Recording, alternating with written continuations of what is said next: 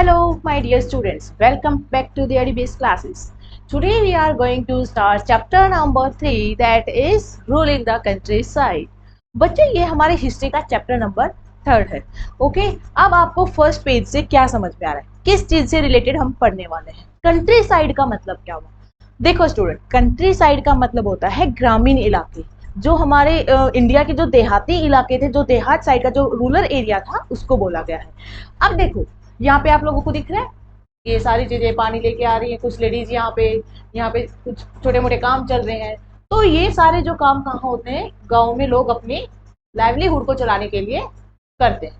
ठीक है, तो अभी देखो कंपनी ने क्या किया था, कंपनी को दीवानी राइट्स मिल चुके थे.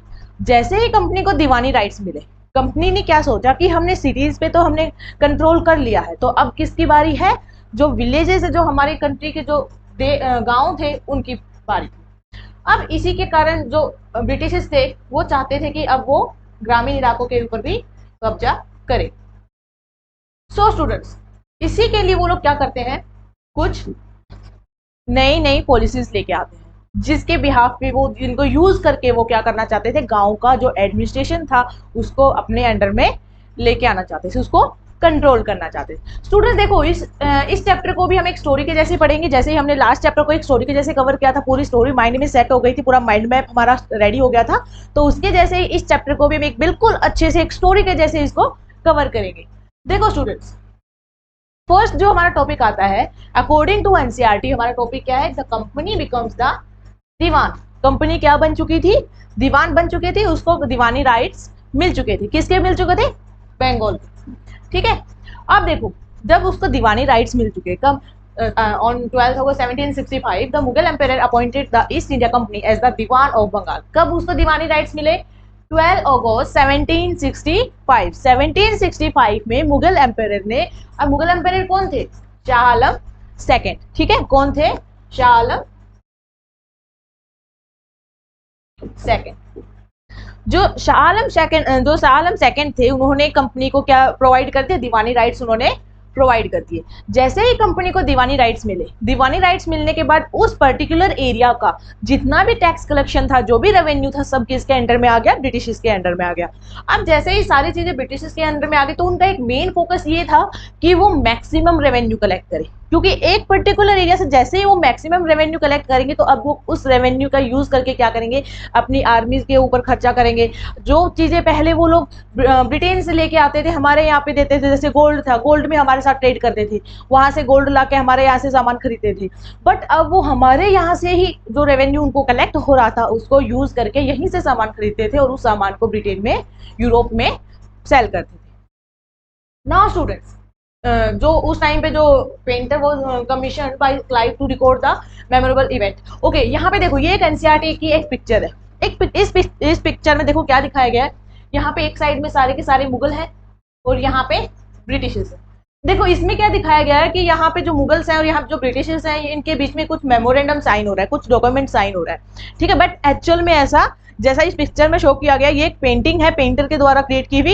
एक्चुअल में ऐसा नहीं था. वो एक्चुअल में वहां पे सिर्फ 2 या जैसे मुगल के 2 या 3 लोग हो गए, ब्रिटिशर्स के 2 या 3 लोग हो गए, इस टाइप की पेंटिंग थी. बट ये ऐसा यहाँ पे क्यों शो किया गया, ऐसा क्यों दिखाया गया इसको बच्चों, ये इसलिए दिखाया गया क्योंकि ये जो मूवमेंट था, ये ब्रिटिशर्स के लिए एक बहुत इंपॉर्टेंट मूवमेंट था.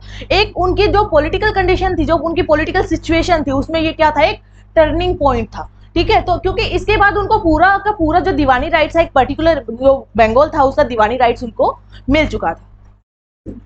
सो स्टूडेंट देखो, जो दीवानी राइट्स मिलने के बाद, जैसे हमारे यहाँ पे क्या होता है, जो टैक्स कलेक्ट करने के लिए जैसे टैक्स वगैरह जहाँ जाता है, क्या फाइनेंस मिनिस्टर होता है, वैसे ही the chief financial administrator of the territory under its control. जो उस पर्टिकुलर टेरिटरी का कौन था, फाइनेंशियल एडमिनिस्ट्रेटर था, वो उनके कंट्रोल में कंप्लीटली आ चुका था. अब ऑर्गेनाइजिंग इट्स रेवेन्यू रिसोर्स, अब वो चाहते थे कि रिसोर्स रेवेन्यू के लिए कहाँ से हम पर्टिकुलर किनके रिसोर्स से हम रेवेन्यू को कलेक्ट करें, क्योंकि अब भी उनके जो मेन मोटिव था वो क्या था, अपने ट्रेड को इंक्रीज करना था. अब देखो पर्टिकुलर इस चैप्टर में हम लोग क्या क्या चीजों को स्टडी करेंगे. कॉलोनाइज द कंट्री साइड, मतलब अभी जो हमारा जो देहाती इलाका था हमारी कंट्री का, जो इंडिया का जो गांव का इलाका था, जो रूरल एरिया था, वहां पे भी उनका क्या हो गया था, कंट्रोल हो गया था. ऑर्गेनाइज रेवेन्यू रिसोर्स, मतलब अब उनको मेन ऐसे ऐसे रिसोर्स उनको ऑर्गेनाइज करने थे जो उनको मैक्सिमम रेवेन्यू दे सके। The rights of people, redefine the rights of people, जो लोगों के लिए उनको अधिकार, जो राइट्स उनको क्या करने थे, वापस से रीडिफाइन करने थे, उनके लिए वापस से ये बताना था उनको कि आप लोगों के ये एक पर्टिकुलर राइट्स है, आप इन राइट्स के अकॉर्डिंग आप चलोगे। Produce the crops it wanted. अब देखो, अब वो क्या करते थे कि रेवेन्यू के साथ साथ, क्योंकि बाकी वो क्रॉप्स में भी ट्रेड करते थे, तो उन्होंने क्या सोचा कि रेवेन्यू के साथ साथ हम किस में भी ट्रेड करना स्टार्ट कर दें, क्रॉप्स में भी ट्रेड करना स्टार्ट कर दें। इसलिए उन्होंने क्या सोचा कि जो चीजें उनको चाहिए, जो क्रॉप्स उनको चाहिए, वो भी तो वो इंडियन जो पीपल है, इंडिया के जो लोग है, किसान है, उनसे उगवा सकते हैं, उनसे प्रोड्यूस करवा सकते हैं, जिससे उनको मैक्सिमम क्या होगा, ट्रेड में बेनिफिट होगा। नाउ स्टूडेंट्स देखो, ये हमारा सेकंड टॉपिक है, रेवेन्यू फॉर द कंपनी। अब कंपनी अपने लिए रेवेन्यू कहाँ से कलेक्ट करती है, क्या क्या मेथड यूज करती है, क्या क्या वो चीजें पॉलिसीज को लागू करती है। अब इसमें देखो, रेवेन्यू फॉर द कंपनी में क्या होता है कि the company had become the diwan but it still saw itself primary as a trader. देखो, कंपनी को दीवानी राइट्स मिल गए, सारा रेवेन्यू कलेक्ट हो रहा है उनको, सारा टैक्स जो सिस्टम है उनके अंडर में है, जो फाइनेंशियल जो है उनका फाइनेंशियल मिनिस्टर वगैरह जो भी है वो सब उनके कंट्रोल में है। बट अभी भी उनका जो प्राइमरी मोटिव है, जो उनका फर्स्ट जो मोटिव है, वो क्या है, ट्रेड को इंक्रीज करना, ट्रेड में मैक्सिमम बेनिफिट लेके आना। ठीक है, जितना मैक्सिमम उनको प्रॉफिट मिलेगा ट्रेड से, वो उनके लिए उतना बेनिफिशियल होगा। It wanted a large revenue income but was unwilling to set up any regular system of assessment and collection. देखो, क्या चाहते थे, बस हमें ज्यादा से ज्यादा रेवेन्यू मिलता रहे। एक पर्टिकुलर एरिया का जितना रेवेन्यू वो कलेक्ट कर रहे थे, वो उनके लिए इनफ नहीं हो रहा था। वो चाहते थे कि हमारा जितना भी हमें रेवेन्यू मिल सकता है, जितना रेवेन्यू मिलेगा उससे हम उतना ज्यादा ट्रेड अपना बढ़ा सकते हैं। तो वो कुछ एक पर्टिकुलर ऐसे रिसोर्स सेट करना चाहते थे जिससे कि वो लोग अपना रेवेन्यू को इंक्रीज कर सके। अब देखो, the efforts for the increase the revenue as much as could and buy fine cotton and silk. अब वो देखो क्यों करना चाहते थे, रेवेन्यू क्यों मैक्सिमम वो कलेक्शन करना चाहते हैं, क्यों मैक्सिमम रेवेन्यू कलेक्ट करना चाहते थे। देखो, वो हमारे यहाँ से क्या लेके जाते थे, सिल्क, हमने पहले ही पढ़ा है, ट्रेड करते थे सिल्क एंड कॉटन। तो वो चाहते थे जो भी रेवेन्यू, जो पहले वो गोल्ड एंड सिल्वर अपने ब्रिटेन से लेके आते थे, उस गोल्ड एंड सिल्वर को इंडिया में बेचते थे और उनके बदले में वो यहाँ से क्या लेते थे, हमारे जो मटेरियल्स थे या हमारे जो प्रोड्यूस किए हुआ सामान था उसको वो बाय करते थे। बट अब क्या हो रहा था, अब वो जो रेवेन्यू उनको मिल रहा था, ठीक है, उसी रेवेन्यू को वो हमारे कंट्री में यूज करते थे और उसी रेवेन्यू से वो हमारे यहाँ से चीजें खरीदते थे और ब्रिटेन में जाके उनको बेचते थे। इसका देखो, इसका एक रिजल्ट ये सामने निकल के आता है कि पता कैसे चलेगा कि जो हमारा रेवेन्यू उन्होंने यूज किया उससे उनके ट्रेड में कितना फायदा हुआ। तो जितना ट्रेड, सपोज एक एग्जाम्पल ले देते हैं, पहले वो ट्रेड करते थे 500 रुपीज का, ठीक है, कितने का ट्रेड करते थे, 500 रुपीज का। बट आफ्टर 5 ईयर्स के बाद जो अमाउंट था वो क्या हो गया था, डबल हो गया था। जैसे 5 ईयर्स, जैसे पहले वो 500 रुपए का हमारे यहाँ पे 500 का ट्रेड करते थे, अब वही अमाउंट कितना हो गया था, 1000 रुपीज हो गया था। मतलब विद इन 5 ईयर्स, सिर्फ 5 सालों के अंदर उनका ट्रेड पहले के कंपैरिजन में जस्ट डबल हो गया था। नाउ स्टूडेंट, अब देखो, Before 1765, the company had purchased goods in India, importing gold and silver. ये चीजें हम पहले ही देख चुके हैं कि बिफोर 1765 दीवानी राइट्स मिलने से पहले किसमें ट्रेड करती थी, गोल्ड एंड सिल्वर। कहाँ से लेके आती थी, ब्रिटेन से लेके आती थी। बट अभी हमारे यहाँ से जो उनको रेवेन्यू कलेक्ट हो रहा था, उन्हीं चीजों से अब वो ट्रेड करना उन्होंने स्टार्ट कर दिया था। अब स्टूडेंट देखो, clear that the Bengal economy was facing at deep crisis. अब देखो इसका क्या, अभी देखो कुछ ना कुछ उन्होंने वहां पे कोई पॉलिसी लागू की है या वहां से टैक्स कलेक्ट कर रही है, क्योंकि मेन मोटिव उनका ये था कि भाई भैया हमको जितना रेवेन्यू मिल सकता है ना, एक इस पर्टिकुलर एरिया से, बंगाल से जितना रेवेन्यू मिल सकता है वो हमारे लिए बेनिफिट है, ठीक है। बट एज ए एम्पायर या फिर एज ए रूलर वहां पे उन्होंने कोई भी डेवलपमेंट का काम नहीं किया। उनका मेन था बस हमें रेवेन्यू मिल जाए, जनता जाए बाढ़ में। तो इसलिए उन्होंने जनता के लिए कोई भी अच्छा काम नहीं किया, जिसके कुछ नेगेटिव इंपैक्ट हुए। क्योंकि अगर हम कुछ कोई भी काम करते हैं, हर काम के कुछ पॉजिटिव एंड कुछ नेगेटिव इंपैक्ट होते हैं। सेम वैसे ही जो ब्रिटिशर्स थे, उनके जो दीवानी राइट्स मिलने के बाद जो वो उनका एक मेन मोटिव था मैक्सिमम रेवेन्यू कलेक्शन का,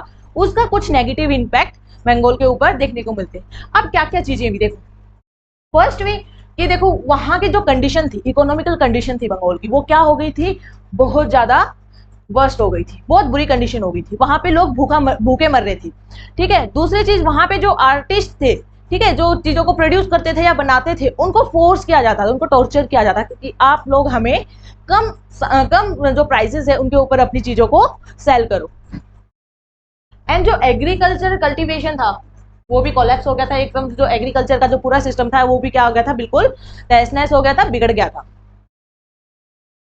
जो पीजेंट्स थे, किसान थे, unable to pay the dues that were being demanded, मतलब जो वो किसानों से जितना भी टैक्स वो डिमांड कर रहे थे, किसान उसको पे करने में क्या थे, सक्षम नहीं थे, उसको पे वो नहीं कर सकते थे।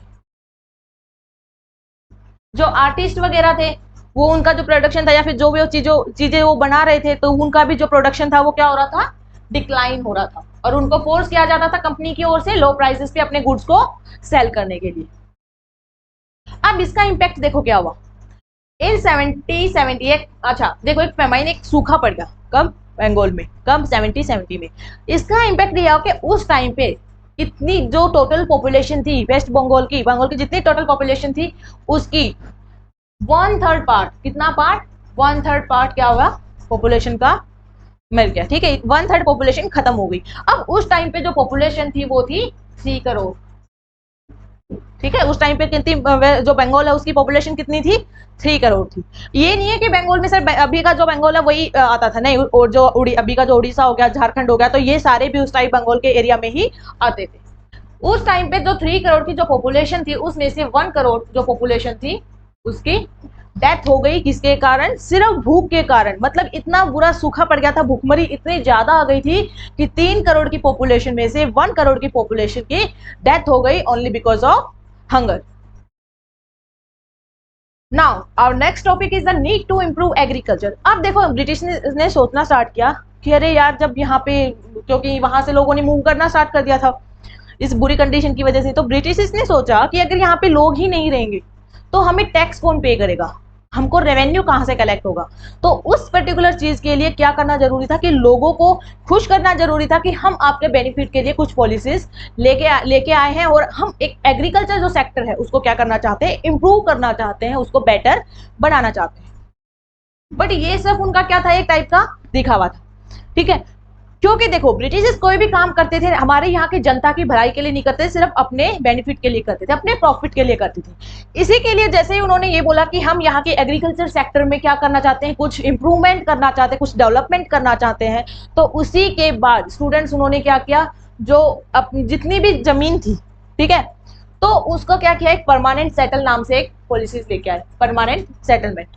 अब परमानेंट सेटलमेंट में क्या होता था कि कंपनी ने 3 पार्ट में, 3 स्टेज में डिवाइड कर दिया। फर्स्ट पे आती थी कंपनी, हो जाती थी। जो सेकंड स्टेज पे आते थे वो जितने भी वहां के जो तालुकदार होते थे, जो राजा होते थे, वो सब आते थे। ठीक है, वहां के जो एक पर्टिकुलर जगह के एक राजा हो गए, तालुकदार हो गए, वो सेकंड स्टेज में आते थे। थर्ड में आते थे जो अपने किसान हो गए, वो आते थे। अब यहाँ पे देखो ब्रिटिश क्या करते हैं, ब्रिटिश जो फर्स्ट स्टेज के ऊपर बैठे हुए हैं, ये बोलते थे राजा एंड तालुकदार को कि भाई आप हमको टैक्स पे करो। ठीक है, आप हमको टैक्स पे करो। आप कहाँ से टैक्स कलेक्ट करोगे, किसानों से। आप अपनी जो जमीन है वो कल्टीवेशन के लिए किसको दोगे, किसानों को दोगे। आप उनसे टैक्स कलेक्ट करें और आप हमको एक पर्टिकुलर अमाउंट में टैक्स पे करो, जो कि एक परमानेंट रहेगा, जो कभी चेंज नहीं होगा। सपोज कंपनी ने बोला राजा को या फिर तालुकदार को कि आप हमें 1000 रुपीज आपको टैक्स, एग्जाम्पल लेते हैं, 1000 रुपीज आपको टैक्स पे करने ही करना है। ठीक है, राजा एंड तालुकदार क्या होते थे, ये लोग क्या करते थे, ये जो किसान होते थे, ठीक है, जो किसान होते थे उनसे क्या लेते थे, अपनी जमीन उनको कल्टीवेशन के लिए प्रोवाइड करते थे और उनसे क्या लेते थे, टैक्स लेते थे। अभी देखो, अगर खेती अच्छी होगी, फसल अच्छी होगी, तभी तो किसान क्या होगा, राजा और तालुकदार को क्या दे पाएगा, टैक्स दे पाएगा। बट अगर खेती ही अच्छी नहीं है, किसान को उतना आमदनी भी नहीं हो रही है, उतनी भी आमदनी नहीं हो रही है कि वो टैक्स पे कर सके। ठीक है, तो ये क्या करते थे, इनको टैक्स पे करते थे, राजा एंड तालुकदार को। ये क्या करते थे, पूरा का पूरा अमाउंट, जैसे इन्होंने 1000 रुपीज टैक्स का था, 1100 ले लिया, तो ये भी तो ये सोचेंगे ना हमें कुछ प्रॉफिट हो, तो ये जो रिमेनिंग अमाउंट होता था अपने पास रख लेते थे और बाकी कंपनी को टैक्स के रूप में पे करते थे। देखो कंपनी ने किस माइंडसेट के साथ ये पॉलिसी लेके आई थी। कंपनी ने सोचा था कि जो राजा और तालुकदार हैं ये क्या करेंगे, एग्रीकल्चर सेक्टर में क्या करेंगे, डेवलपमेंट करने की कोशिश करेंगे। क्यों, क्योंकि उनको लालच होगा इस टाइप का कि भाई हम जितना ज्यादा इनसे टैक्स ले सकते हैं उतने ज्यादा प्रॉफिट हमको होगा, क्योंकि जो राजा एंड तालुकदार है उनको तो कंपनी को एक फिक्स अमाउंट देना है। ठीक है, बट एक्चुअल में ऐसा नहीं हुआ, क्योंकि जो किसान थे ठीक है, उनके पास इतनी आमदनी भी नहीं होती थी कि वो अपनी भी रोजमर्रा की लाइफ में अच्छा वो खान पान कर सके। तो वो जितना टैक्स पे करते थे राजा एंड तालुकदार, कोई डेवलपमेंट का काम उनकी जमीन पे या फिर जो उनकी जमीन थी, किसानों को कोई भी जमीन से रिलेटेड डेवलपमेंट का काम नहीं करके देते थे। जिस वजह से क्या हुआ, उन कंपनी को तो टैक्स पे कर देते, बट जो किसान टैक्स पे नहीं कर पाता था, ये लोग क्या करते थे, राजा तालुकदार उससे जमीन छीन लेते थे। तो एक जो जमीन से रिलेटेड जो इनसिक्योरिटीज होती थी किसानों के मन में, वो भी इंक्रीज हो रही थी। अब देखो इस चीज के भी कुछ ना कुछ इम्पैक्ट हुए होंगे। Regular flow of revenue into the companies coffers, revenue demand of the state would not be increase. अब देखो इसका क्या बोला है कि ना तो कंपनी के लिए क्या हुआ, रेवेन्यू इंक्रीज हो रहा था, क्योंकि कंपनी को तो जितना अमाउंट फिक्स था उतना मिल रहा था, बट रियल में जो एग्रीकल्चर सेक्टर में थी, जो डेवलपमेंट होनी थी, वो सब जिस माइंडसेट से उन्होंने चीजें सोची थी, वो पॉलिसीज लेके आए थे परमानेंट सेटलमेंट, वो सक्सेसफुल नहीं हुई, जिस वजह से जो किसान थे एक प्रेशर में आ गए। In many villages of Bengal, some of the powerful ryots did not cultivate, but instead gave out their land to others, the under tenants. अब देखो यहाँ पे क्या था, कुछ जो किसान होते थे वो क्या होते थे, अपनी जमीन खुद नहीं क्या जो बड़े बड़े जमींदार थे अपनी जमीन को खुद नहीं कल्टीवेट करते थे, किसको दे देते थे, जो छोटे किसान होते थे उनको दे देते थे। बट जो छोटे किसान थे उनको इस चीज का डर रहता था कि कहीं हमारी जमीन छीन ना ली जाए। ठीक है स्टूडेंट, अभी नेक्स्ट देखो, परमानेंट सेटलमेंट के कुछ ना कुछ प्रॉब्लम्स ही होंगी, नेगेटिव इंपैक्ट हुए होंगे। नेगेटिव इंपैक्ट क्या था परमानेंट सेटलमेंट के, हमने अभी देखा company officials discover that the zamindars were in fact not investing in the improvement of land. Company के जो ऑफिसर्स थे उन्होंने देखा कि जो जमींदार्स हैं, जो जमींदार जिनको बोला गया था तो सेकंड स्टेज पे आ रहे थे, कौन आ रहे थे, राजाज एंड तालुकदार, वो एक्चुअल में लैंड में कोई इन्वेस्टमेंट नहीं कर रहे हैं। अगर इन्वेस्टमेंट तो तब करेंगे ना जब उनके पास कुछ अमाउंट बचेगा, कुछ पैसा उनके पास बचेगा। जब उनके पास पैसा ही नहीं बच रहा है तो वो कहाँ इन्वेस्टमेंट करेंगे लैंड में, लैंड की इंप्रूवमेंट के लिए वो लोग कुछ भी काम नहीं कर सकते। Next, anyone who fail to pay, वही चीज कि कोई भी अपना जो रेवेन्यू है या फिर जो टैक्स है वो जो फेल हो जाता था पे करने में, तो उनके जो जमींदारी होती थी वो क्या होती थी, छीन ली जाती थी। एक पर्सन से जमींदारी छीन के किसी दूसरे पर्सन को दे दी जाती थी, तो ये एक इनसिक्योरिटी उनके माइंड में थी। Next, zamindari were sold off at auction organised by the company, उस जमींदारी को सोल्ड कर दिया था, किसी और को दे दिया जाता था। अब स्टूडेंट देखो, बट हमेशा बोलते हैं कंडीशन एक जैसी नहीं रह सकती। ठीक है, आज अगर कंडीशन वर्स्ट कंडीशन है तो कभी ना कभी वो कंडीशन ठीक भी होगी। तो इसी के चलते क्या हुआ कि जो कंडीशन वर्स्ट कंडीशन चल रही थी बंगाल में 19th सेंचुरी के आते आते, ठीक है, 19th सेंचुरी के आते आते वो कंडीशन थोड़ी क्या होना स्टार्ट हो गई, थोड़ी इंप्रूव होना स्टार्ट हो गई। इंप्रूव होने के साथ फसल अच्छी होने लगी।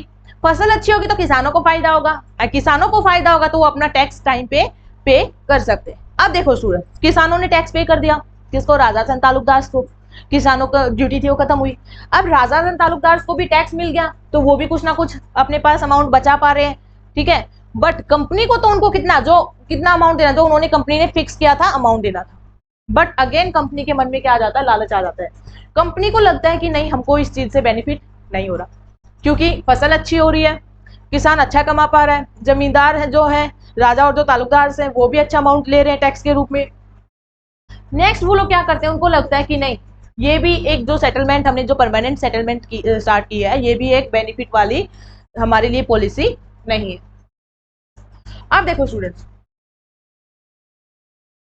नेक्स्ट क्या आता है, as long as the zamindar could give out the land to tenant and get rent and they were not interested in improving the land. अब देखो ये चीज तो हम पहले ही पढ़ चुके हैं कि जो वहां के जो जमींदार थे बड़े बड़े, जिनके पास लैंड का काफी बड़ा हिस्सा वो लोग अपने पास रखते थे, उनको एक्चुअल में लैंड के ऊपर कोई भी इंप्रूवमेंट वाला या डेवलपमेंट वाला काम करने में कोई इंटरेस्ट नहीं था। तो इसलिए जब जो वहां के किसान थे उनके ऊपर क्या था, एक प्रेशर क्रिएट हो गया था किस चीज का, कि अगर हम लोग टैक्स नहीं पे कर पाए टाइम पे तो हमारी जो जमीन है वो छीन ली जाएगी। To pay the rent had to taken a loan from the, हाँ कभी कभी देखो क्या होता था कि जो किसान होते थे, अगर कोई किसान टैक्स पे करने में सक्षम नहीं हुआ, ठीक है, तो वो लोग क्या करते थे, जो मनी लेंडर्स होते थे, मनी लेंडर से क्या लेते थे, वो लोन लेते थे, किस लिए, टैक्स पे करने के लिए। मनी लेंडर से एक हाई रेट ऑफ इंटरेस्ट पे लोन लेते थे टैक्स पेमेंट के लिए। अर्ली 19th सेंचुरी के आते आते many of the company official work convince that the system है। अच्छा, उनको अब क्या लगने लगा, कंपनी को लगने लगा कि धीरे धीरे जैसे ही मन में उनके लालच आए, कंपनी को लगने लग गया भाई अब ये जो परमानेंट सेटलमेंट है ये चेंज करनी पड़ेगी, इसकी जगह कोई दूसरी पॉलिसी लेके आनी पड़ेगी क्योंकि ये हमारे लिए बेनिफिट नहीं है। अब वो एक नया सिस्टम लेके आते हैं क्योंकि अगर पुराने को अबॉलिश करेंगे तो कुछ ना कुछ तो नई चीज लेके आएंगे। ठीक है, तो वो एक क्या लेके आते हैं, नया सिस्टम लेके आते हैं। अब ये नया सिस्टम क्या होता है ये देखते हैं। देखो, जो नया सिस्टम था in 1822 the North Western Province of the Bengal Presidency, अब देखो किसके अंडर में होल्ड, मैकेंजी के अंडर में, डिवाइस द न्यू सिस्टम। इन्होंने न्यू सिस्टम को क्या किया, रिवाइज किया। ठीक है, अब इस नया सिस्टम जो लेके आए थे ये लोग, इसको क्या बोला जाता था, महलवारी सेटलमेंट। अब ये महलवारी सेटलमेंट क्या था, आपको लोगों को एक बार ये समझा देती हूँ मैं। देखो क्या होता था, एक जो महल बोला जाता था, महल में क्या होता था, एक पर्टिकुलर या तो कोई एक विलेज हो गया या ग्रुप ऑफ विलेज हो गया। ठीक है, यहाँ पे समझते जैसे ये एक महल हो गया। ठीक है, इसके अंदर या तो एक विलेज होगा या फिर ग्रुप होगा। ये जो ग्रुप थे यहाँ पे पूरा पहले क्या किया गया, पूरी चीजें देखी गई कि पर्टिकुलर एक इंसान के पास, वहां पे किसानों के पास कितनी जमीन है, रिकॉग्नाइज किया गया सबके पास। वहां पे जगह पे जाके देखा गया कि उनकी जमीन किस टाइप की है, कितनी जमीन का हिस्सा है और कितना वो टैक्स पे करने में सक्षम है। ये सब चीजें करने के बाद एक सिस्टम लाया गया, महलवारी सिस्टम। अब इसमें क्या होता था, एक महल होता था। अब ये जो महल के अंदर इसका जो मेन हेड होता था, कौन होता था, मेन इसका हेड होता था, चाहे गांव का मुखिया लगा लो या फिर जैसे आज हमारे सरपंच होता है उस टाइप का। ठीक है, ये मुखिया क्या करता था, पूरे गांव के किसानों से टैक्स कलेक्ट करके किसके अकॉर्डिंग एक वहां पे डिसाइड कर दिया गया था कि per hectare, suppose per hectare 10 rupees है। ठीक है, तो जिसके पास जितनी जमीन थी उसको अपनी जमीन के अकॉर्डिंग टैक्स पे करना होता था। तो वो एक जो वहां का जो मुखिया होता था वो पूरे गांव से टैक्स कलेक्ट करके किसको पे करता था, कंपनी को पे करता था। तो इसी सिस्टम को क्या बोला गया, महलवारी सिस्टम बोला गया। In the British territories in the south there was a similar move. अच्छा, साउथ में भी देखो इस टाइप की एक सेम, जैसे साउथ ये हमारा इंडिया है तो साउथ में भी यहाँ पे भी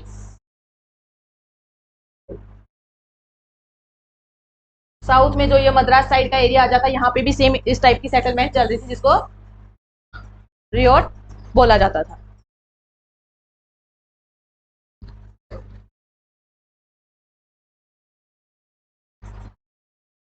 तो देखो स्टूडेंट्स, ये थी हमारी महलवारी सेटलमेंट। अब देखो स्टूडेंट, क्या बोला गया है कि इसी टाइप की कुछ जो परमानेंट सेटलमेंट थी साउथ में भी लागू थी, बट धीरे धीरे जैसे ही परमानेंट सेटलमेंट को रिमूव करने की बात की गई, लेकिन ये भी साथ साथ में फील हुआ कि कोई दूसरी सेटलमेंट वहां पे स्टार्ट करनी पड़ेगी। तो इसी के कारण वहां पे जैसे ही परमानेंट सेटलमेंट को रिमूव करते हैं, खत्म किया जाता है, तो कौन सी रैयत वाली सेटलमेंट वहां पे इस्टेब्लिश कर दी जाती है। इसके अंडर में क्या था, इसका मतलब क्या था, रैयतवारी में क्या होता था, under this system company collected revenue directly from farmer. ठीक है, इसमें उन्होंने क्या, जो बिचौलेपन की जो भूमिका होती थी, ठीक है, एक जो हिस्सा होता था बिचौलेपन का कि हाँ भाई जैसे पहले यहाँ पे महल आ गए थे, पहले वहां पे राजा से तालुकदार से, तो यहाँ पे क्या कर दिया था उन्होंने, जो किसान थे वो डायरेक्ट टैक्स पे करेंगे किसको, कंपनी को। और ये जो सिस्टम था, रैयतवारी जो सिस्टम था, ये कैप्टन अलेक्जेंडर रीड के द्वारा लाया गया था, बट इसको मॉडिफाई कर दिया गया। किसने मॉडिफाई किया गया इसको, थॉमस मुनरो द्वारा। ठीक है, कुछ मॉडिफाई, कुछ नई चीजें इसमें ऐड की गई और फिर इसको थॉमस मुनरो द्वारा इंट्रोड्यूस किया गया। अब देखो स्टूडेंट्स, इसमें क्या था, ये लागू हो रहा था जो हमारा इंडिया का ये वाला हिस्सा है, साउथ वाला। ठीक है, यहाँ जो मद्रास का एरिया है, जो पहले किसके अंडर में था, टीपू सुल्तान, हमने पहले ही पढ़ा था, जो टाइगर ऑफ मैसूर बोला जाता है। तो मैसूर का ये वाला जो एरिया था, यहाँ पे इसको लागू कर दिया गया था। अब स्टूडेंट्स देखो, ये हमारे जो थॉमस मुनरो थे उनके द्वारा कुछ इसमें मॉडिफिकेशन किया गया, कुछ इसमें चेंजेस किया गया, उसके बाद उनके द्वारा इसको इंट्रोड्यूस किया गया।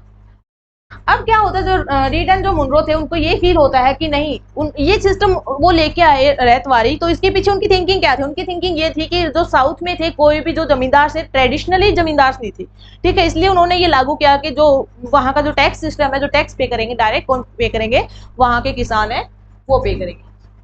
अब क्या होता है, settlement they argue had to be made directly with the cultivators. वही डायरेक्ट जो कल्टीवेटर्स होते, जो किसान होते थे वो पे करते थे, who had till the land, जो कि जमीन को क्या करते थे, टिल करते थे, जमीन पे कल्टीवेशन करते थे।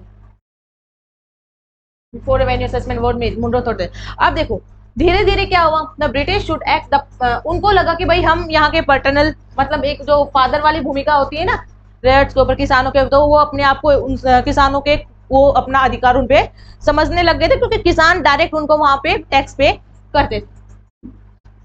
अब देखो इस जो सिस्टम था कौन सा रैयतवारी सिस्टम था, इस सिस्टम का भी कुछ ना कुछ नेगेटिव इम्पैक्ट हुआ। क्या हुआ, जो वहां के किसान थे टैक्स पे नहीं कर पा रहे थे, क्योंकि जितने अच्छे अगर फसल ही अच्छी नहीं हो रही तो वो टैक्स पे कहां से करेंगे। नेक्स्ट वहां के जो बहुत सारे विलेज के जो एरिया था डेजर्ट एरिया बन गया था, दिख रहा है आप लोगों के यहाँ पिक्चर में, देखो पूरे के पूरे सुनसान टाइप का। ऐसा क्यों हुआ था, वहां से लोगों ने मूव करना स्टार्ट कर दिया, गाँव को छोड़कर लोग जाने लग गए, जिससे वहां पे क्या हो गया, वहां का जो एरिया था बिल्कुल सुनसान टाइप का होना स्टार्ट हो गया, एक बंजर टाइप का एरिया होना स्टार्ट हो गया। अगर खेती नहीं होगी तो खेती ऐसे ही पड़ी रहेगी, उस पर खेती नहीं होगी तो एक बंजर टाइप का एरिया वो तब्दील हो जाएगा उस चीज में। नेक्स्ट अब देखो ब्रिटिश क्या सोचते हैं, ब्रिटिश सोचते हैं कि चलो हम इन लोगों से रेवेन्यू कलेक्ट नहीं कर पा रहे क्योंकि फसल अच्छी नहीं हो पा रही है, फसल की वजह से सेटलमेंट्स जो भी हम लेके आ रहे हैं, जैसे हमने पहले परमानेंट सेटलमेंट लेके आए, देन माहलवारी सेटलमेंट आए, देन उसके बाद रैयतवारी सेटलमेंट आई, तो ये तीनों की तीनों जो जमीन से रिलेटेड जितनी भी सेटलमेंट थी तीनों फेल हो चुकी थी। अब ब्रिटिश सोचते हैं क्यों ना हम क्या हम उनसे रेवेन्यू कलेक्ट नहीं कर सकते, बट जिन क्रॉप्स का हम जिन फसलों का हम ट्रेड करते हैं विद किनके साथ, अपनी कंट्री के अलावा, ठीक है, जैसे चाइना के साथ करते थे, बाकी और जो यूरोप में कंट्रीज होते थे उनके साथ करते थे, तो क्यों ना हम यहाँ के लोगों से उन फसलों की क्या करवाया जाए, प्रोड्यूस करवाया जाए, इन लोगों से वही फसलें प्रोड्यूस करवाई जाए जो हमें चाहिए, जिनका ट्रेड हम दूसरे देशों से करते हैं। तो इसीलिए जो हमारा नेक्स्ट टॉपिक है वो क्या है, क्रॉप्स फॉर यूरोप, कि मतलब यूरोप के लिए क्रॉप्स को प्रोड्यूस करवाना यहाँ के लोगों से।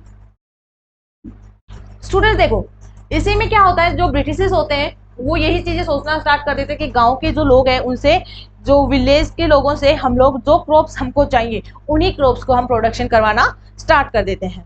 इसी के कारण क्या होता है कि यहाँ पे दो, एक ओपियम और एक इंडिगो, सॉरी आप लोगों को विजिबल नहीं हो रहा, एक ओपियम एंड दूसरी इंडिगो। अब देखो ये दो फसलें थी, इनका वो प्रोडक्शन करवाना स्टार्ट कर देते हैं। अभी ओपियम क्या उनको ब्रिटिशर्स को खुद चाहिए थी, नहीं, जो इंडिया का जो यहाँ से यहाँ पे चाइना आ जाता है, यहाँ ये वाला एरिया, ब्रिटिशर्स क्या करते थे, चाइना को ओपियम देते थे, यहाँ यूरोप से चाइना को ओपियम देते थे एंड चाइना से टी क्या लेते थे वो, बदले में चाय लेते थे, टी, तो यहाँ से वो टी लेके वापस ब्रिटेन भेजते थे। तो ये दो फसलें, और उस टाइम पे जो इंडिगो थी, यूरोप के मार्केट में इंडिगो की भी काफी ज्यादा डिमांड थी, तो इसलिए ब्रिटिश सोचते हैं कि ये दो जो फसलें हैं इनका प्रोडक्शन हम यहाँ पे करवाना स्टार्ट कर देते हैं, जिससे हम लोगों को ज्यादा से ज्यादा बेनिफिट हमारे ट्रेड में होगा।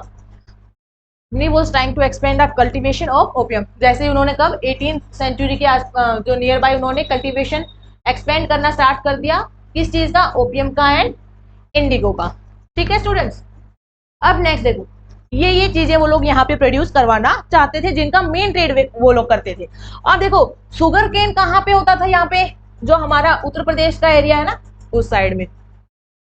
नेक्स्ट कॉटन महाराष्ट्र से, मद्रास से, चावल, और ये हमारा जो बाकी ये जो गेहूं वगैरह हो गया, ये हो गया हमारा जो यूपी साइड का, पंजाब साइड का एरिया वहां से। टी हो गया हमारा आसाम से, तो जो ये जूट हो गया ये वेस्ट बंगाल से।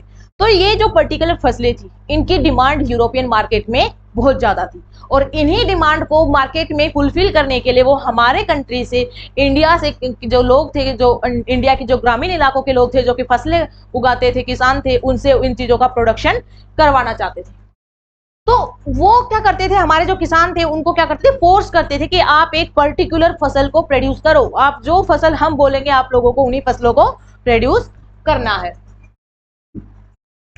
अब देखो अगर उन्होंने कुछ फोर्सफुली कुछ अप्लाई किया है तो उसके भी कुछ ना कुछ पॉजिटिव और नेगेटिव इम्पैक्ट तो होते होंगे, तो वो चीजें भी हम आगे डिस्कस करेंगे। The British use a variety of methods, अब जो कल्टीवेशन के बहुत सारे उन्होंने मेथड्स यूज किए। Let us take closer to story, उन्होंने बोली है story of one such crop. एक क्रॉप स्टोरी तो क्या, बट एक क्रॉप के बारे में उन्होंने डिस्कशन किया कि पर्टिकुलर एक कौन सी क्रॉप है, जैसे इंडिगो हो गई, ठीक है, तो उन्होंने इसमें एक इंडिगो की स्टोरी दी गई है। अब यहाँ पे देखो, यहाँ पे आप लोगों को एक चीज देखने को मिलेगी, जो इंडिगो था, इंडिगो की फसल की इतनी डिमांड क्यों थी। यहाँ देखो ब्लू ब्लू कलर है इस पेंटिंग में, यहाँ पे देखो इस पेंटिंग में जो ये ब्लू ब्लू कलर है, ये जो कलर था, ये जो इंडिगो फसल थी, ठीक है, उस इंडिगो फसल से ये इस कलर को जो डाई वगैरह में यूज किया जाता था, इसलिए इंडिगो की क्या थी, ज्यादा डिमांड थी। On the right is a floor, अच्छा ये जो कॉटन का फ्लोर देखा, देखो ये वाला ब्लू कलर है, ठीक है, यहाँ पे इसीलिए इसके लिए क्या थी, डिमांड थी, किसकी, इंडिगो से जो ब्लू कलर आता था उस चीज की। There is a one thing common in the two prints, both use a rich blue color, commonly called indigo. देखो इन दोनों में, देखो यहाँ पे भी ब्लू कलर है, यहाँ पे भी ब्लू कलर है, तो इन दोनों में जो कॉमन चीज है वो ये है कि कॉमनली कॉल्ड इंडिगो। ये जो ब्लू कलर आता था ये कौन से प्लांट के कलर से आता था, इंडिगो जो प्लांट होता था, जो उगता था, उसी से ये कलर आता था। ठीक है स्टूडेंट्स, तो आज की वीडियो में मैं इस टॉपिक को, इस चैप्टर को इतना ही करते हैं, बाकी जो रिमेनिंग चैप्टर है थोड़ा ही बचा हुआ है, उसको हम नेक्स्ट वीडियो में कवर करेंगे students. Thank you so much students, and make sure कि आप हमारे चैनल को सब्सक्राइब कर दें। Thank you sir, thank you students.